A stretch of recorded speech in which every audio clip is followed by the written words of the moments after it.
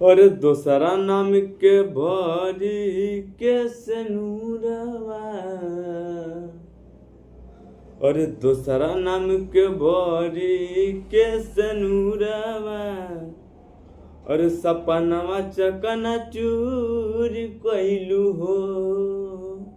किए हो सोना जी कोई से तोहरो मजनुआ नजर से अपना दूर कइलू हो।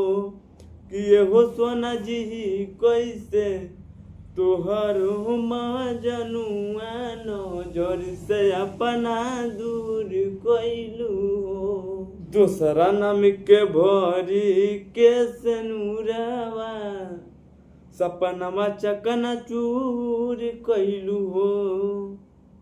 किए हो सोना जी कैसे तोहरो मजनुआ नजर से अपना दूर कइलू हो। से जिया सजैबू अपना पियावा संगे हंस के, जन जन वाले ले लू नागिन बन डस के। से जिया सजैबू अपना पियावा संगे हंस के, जन जन वाले ले लू नागिन बन डस के।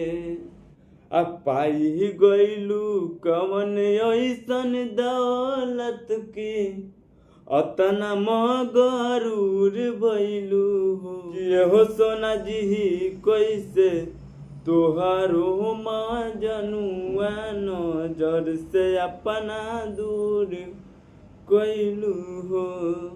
प्रीत चंदन के बुझलू न बात के, मेहदी रचैलू नामे शिवम शिवपुरी के।